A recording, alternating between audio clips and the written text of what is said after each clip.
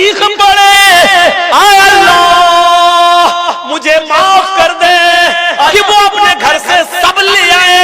और जब नबी ने पूछा कि क्या छोड़ के आए हो, तो अबू बकर का जवाब ये था कि सिर्फ अल्लाह का नाम घर में छोड़ के आया हो, अल्लाह उसके रसूल की मोहब्बत को घर में छोड़ के आया। अबू बकर सिद्दीक कहते हैं अपने घर में सिवाय अल्लाह के नाम के मैंने कुछ नहीं छोड़ा है।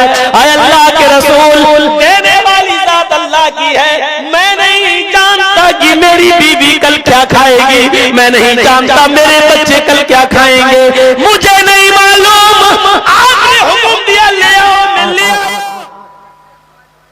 नेक काम करने में, अच्छे कामों में एक दूसरे से सबकत करो, आगे बढ़ने की कोशिश करो, दौलत कमाने में नहीं, पैसा कमाने में नहीं।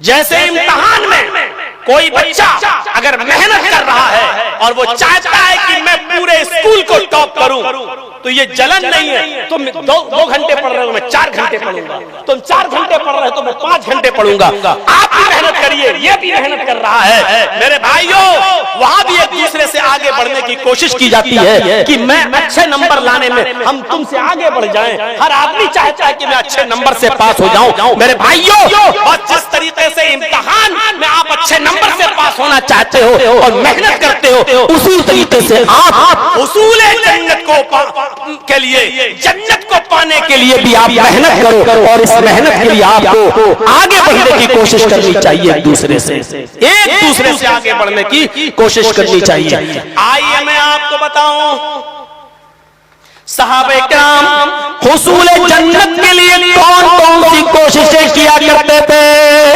एक दूसरे से आगे बढ़ने के लिए क्या अमल किया करते थे। ग़ज़वा तबूक सुना है ना आपने, बहुत जबरदस्त ग़ज़वा हुआ था ये। और इस ग़ज़वे को बताने से पहले, इस जंग को बताने से पहले थोड़ा सा इसका बायोडाटा मैं आपके सामने रखता हूं, जरा समझने की कोशिश कीजिएगा, तभी पूरा वाक़या समझ में आएगा। आप जब जर्जीस साहब से तारीख लेते हैं, मैं बोल देता हूं कि हाँ फला तारीख, आज नहीं मौलाना साहब, उस वक्त हमारा खेत खाली नहीं होगा, उस वक्त हमारी जमीन खाली नहीं होगी, आप 1.5 महीना बढ़ा दीजिए या 1 महीना पहले कर दीजिए। कितनी चीजें आपको सोचना पड़ती है। एक किसान कितनी मेहनत से अनाज बोता है और फिर उसकी फसल कटने वाली हो, 1-2 दिन रह गए हो और अचानक बारिश आकर उस फसल को बर्बाद कर दे, तो उसकी तकलीफ का एहसास उस किसान से पूछिए, उसके दिल से पूछिए कि कितना होता है। ये तमहीद बांधती है। अब समझिए ग़ज़वा तबूक का मंजर कैसा था। ग़ज़वा तबूक, अल्लाह के रसूल सल्लल्लाहु अलैहि वसल्लम ने फरमाया सहाबा से, तुम्हें इस ग़ज़वे में जाना है, तुम्हें जंग के लिए निकलना है। लेकिन ये ग़ज़वे को कब हुआ था? सख्त गर्मी में। मैं थोड़ी देर के लिए अपनी स्पीड को स्लो कर दिया हूं ताकि आपको समझा सकूं। ये ग़ज़वा कब हुआ था? सख्त गर्मी में। और गर्मी कैसी थी? आसमान से आग बरस रही थी। जमीन पर अगर कोई बगैर जूते के खड़ा हो जाए तो चंद लम्हों में उसके पैरों में फलक पड़ जाया करते थे। इतनी गर्म रेतीली जमीन, इतनी चिलचिलाती हुई धूप, और इस सख्त गर्मी में हुक्म दे दिया अल्लाह के रसूल ने कि ग़ज़वे के लिए निकलो। और ग़ज़वा भी कहां? जिस शहर में तुम रहते हो, जिस बस्ती में तुम रहते हो, इस बस्ती से 1200 किलोमीटर दूर। अब 1200 किलोमीटर का तख़य्युल कीजिएगा, तसव्वुर कीजिएगा। 1200 किलोमीटर उस जमाने में, 1200 किलोमीटर का सफर। आज के इस जमाने में नहीं। अभी कल मैं देवघर से बैठूंगा फ्लाइट पर और 1-1.5-2 घंटे में हम लखनऊ पहुंच जाएंगे। दिल्ली से 2 घंटे में हम बागडोरा पहुंच गए। 1600-1800 किलोमीटर का सफर। ये तसव्वुर मत कीजिएगा। तसव्वुर कीजिएगा खतरनाक जंगल है,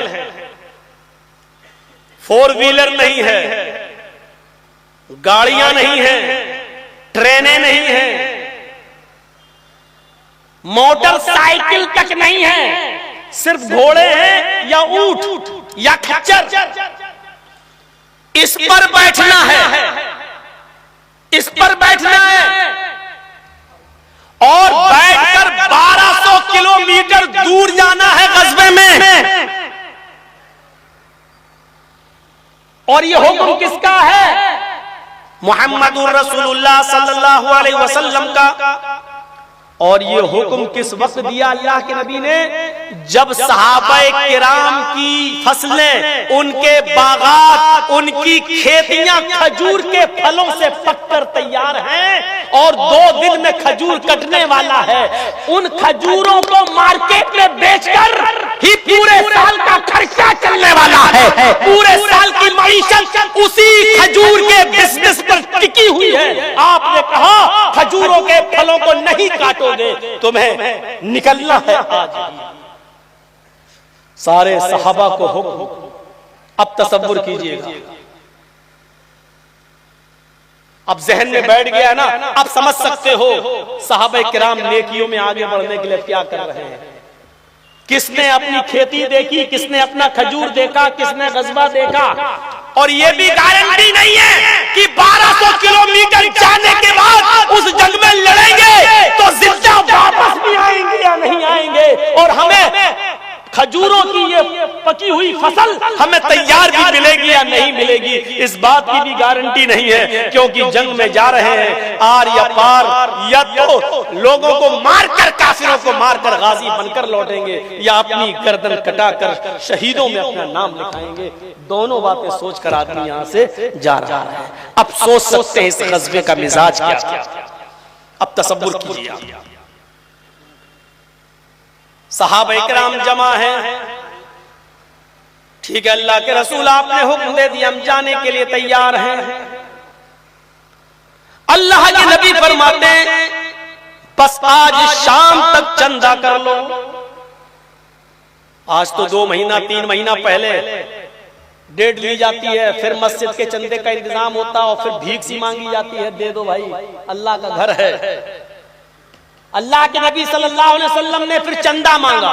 आपने कहा कि इस ग़ज़वे में शिरकत करना है, घोड़े चाहिए, ऊंट चाहिए, कुछ खाने पीने का सामान भी चाहिए, क्योंकि एक दिन का सफर तो है नहीं। घोड़े पर बैठकर, खच्चरों पर बैठकर 1200 किलोमीटर का सफर करना है। रास्ते में ज्यादा राह भी चाहिए, खर्चा भी चाहिए, सवारियों के लिए ऊंट भी चाहिए, मैदानी जंग में लड़ने के लिए घोड़े भी चाहिए। है कोई जो ताउन कर सके, है कोई जो चंदा ला सके, जाओ जिसके पास जो हैसियत है वो लेकर आए। खुद गरीबी है, खजूर कटेंगे, फसल कटेगी, बाजार में बिकेगी, तब पूरे साल का खर्चा निकलेगा। खजूर अभी बिके नहीं है, फसलें अभी तैयार खड़ी हैं, इधर चंदे का भी ऐलान। आए चित्रकोटी वालों, आज कितना सटीक मंजर आपके सामने आ गया है, जरा सोचो। यहां चंदे का भी ऐलान कर दिया गया है।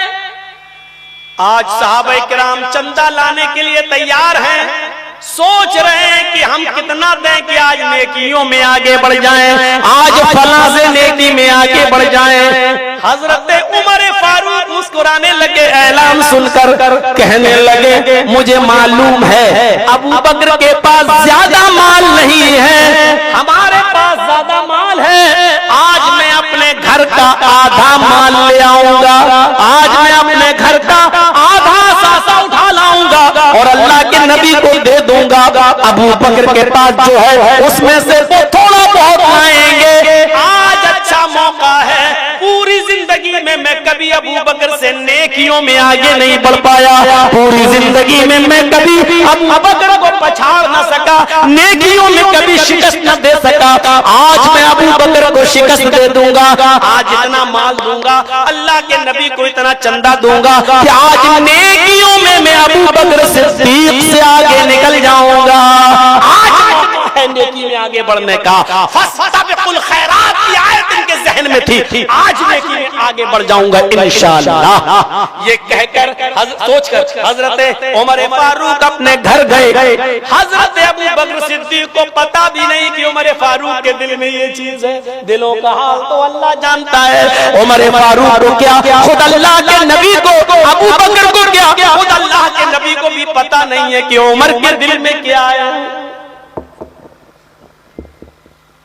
थोड़ी देर के बाद सारे सहाबा कुछ न कुछ ला रहे हैं।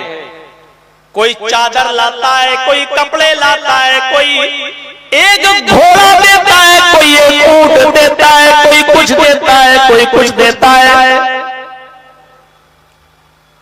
अबू बकर सिद्दीक भी आ चुके हैं। थोड़ी देर के बाद उमर फारूक भी पहुंच गए। उमर फारूक ने देखा अबू बकर सिद्दीक मुझसे पहले पहुंच गए, लेकिन कोई फर्क नहीं पड़ता। चलो पहले से क्या मतलब है, माल तो मेरा ज्यादा है। हजरत उमर फारूक ने भी अपना माल वहीं पर रख दिया। अल्लाह के रसूल ने अबू बकर सिद्दीक का माल देखा, हजरत उमर फारूक का माल देखा। उमर फारूक का माल ज्यादा था, तो आपने उमर फारूक से पूछ लिया, अरे उमर, इतना माल तुम लाए हो, इतना चंदा दे रहे हो, तो घर में तुमने क्या छोड़ा? हजरत उमर फारूक का जवाब सुनिए। अय अल्लाह के रसूल, मैं अपने घर में गया, मैंने अपने घर के सारे सामान को इकट्ठा किया, मैंने उसके 2 हिस्से कर दिए और हर चीज को 2 हिस्सों में बांट दिया। 2 कंबल थे, एक कंबल लाया, एक कंबल घर छोड़ दिया। 2 ऊंट थे, एक ऊंट लाया, एक ऊंट घर छोड़ दिया। 2 घोड़े थे, एक घोड़ा लाया, एक घोड़ा घर छोड़ दिया। 2 बर्तन थे, एक बर्तन लाया, एक बर्तन घर छोड़ दिया। 2 चादरें थी, एक चादर लाया, एक चादर घर पे छोड़ दिया। अल्लाह के नबी जो कुछ भी घर का सामान था उनके मैंने 2 पार्ट्स किए, 2 हिस्से किए। एक हिस्सा मैंने घर पे छोड़ दिया और एक हिस्सा लेकर मैं वापस आ गया। अल्लाह के नबी, मैंने अपने घर का आधा माल दे दिया, आधा माल और आधा घर छोड़ दिया। अल्लाह के नबी मुस्कुराते हैं और मुस्कुराकर कहते हैं, बारकल्लाहु फी मालिकुम, अल्लाह तुम्हारे माल में बरकत दे, अल्लाह तुम्हारे माल में बरकत दे, तुम जो घर में छोड़ कर आए हो अल्लाह बरकत दे। हजरत उमर फारूक ने कहा आमीन। अब आपने सवाल कर लिया, अय अबू बकर, तुम ये लाए हो तो घर में क्या छोड़ा?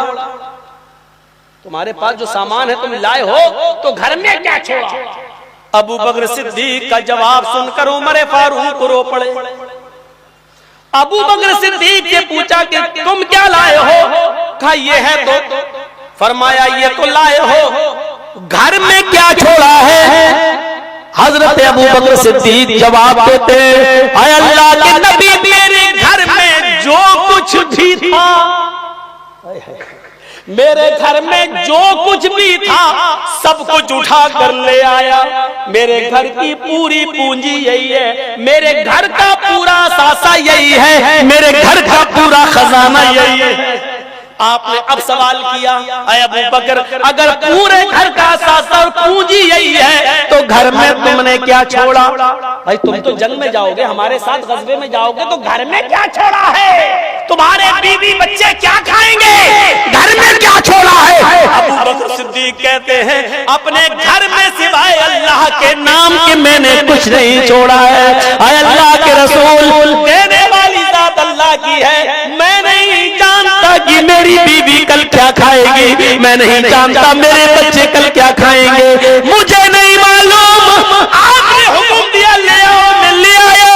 मैं घर में सिर्फ अल्लाह की और उसके रसूल की मोहब्बत को छोड़कर चला आया, घर का सारा सामान ले आया। उमर फारूक ने जब ये मंजर देखा, मैं तो अपने घर का आधा लाया और आधा छोड़ दिया घर में, हालांकि मेरा आधा माल भी अबू बकर के पूरे माल से ज्यादा है, लेकिन मैं आधा तो छोड़ा हूँ घर पे।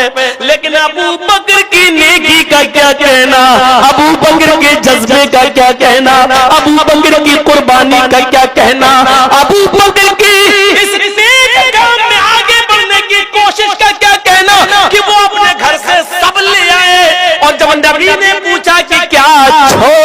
आए हो? तो अबू बकर का जवाब ये था कि सिर्फ अल्लाह का नाम घर में छोड़ के आया हो, अल्लाह उसके रसूल की मोहब्बत को घर में छोड़ के आया। इधर उमर फारूक चीख पड़े, आय अल्लाह मुझे माफ कर दे, आय अल्लाह मैं अबू बकर से नेकियों में कभी आगे नहीं निकल सकता, मैं अबू बकर से नेक कामों में कभी आगे नहीं बढ़ सकता। मेरे दिल में आ जाया कि आज इस नेक काम में मैं अबू बकर से आगे बढ़ जाऊंगा, लेकिन आज आय अल्लाह मैं माफी चाहता हूं तुझसे कि मैं नेक काम में अबू बकर से कभी आगे नहीं बढ़ सकता। अल्लाह तू जज़ाए खैर दे अबू बकर को। अबू बकर ने साबित कर दिया कि मुझसे ज्यादा नेक काम में कोई आगे बढ़ने वाला नहीं। इस पोजीशन में गज़वे के लिए निकलते हैं। अब गज़वे में कौन जीता, कौन हारा, कौन छूटा, उस तरफ हम नहीं जाना चाहते, वो मेरे मौजू का हिस्सा नहीं है। बस बताना मुझे सिर्फ इतना है कि हजरत उमर फारूक नेकियों में आगे बढ़ने की कोशिश कर रहे थे। चाह भी रहे तो ये कोई बुरा काम नहीं था, क्योंकि नेकियों में आगे बढ़ने का हुक्म तो खुद कुरान दे रहा है। फस्तबिकुल खैरात, नेकियों में आगे बढ़ने के लिए एक दूसरे से सदक़त करो, नेकियों में आगे बढ़ने के लिए एक दूसरे से बाजी मारो, नेकियों में आगे बढ़ने के लिए एक दूसरे से आगे बढ़ने की कोशिश करो। ये तो खुद कुरान ने कहा है। लेकिन हजरत उमर फारूक ने एतराफ कर लिया कि अबू बकर से मैं नेकियों में कभी आगे नहीं बढ़ सकता।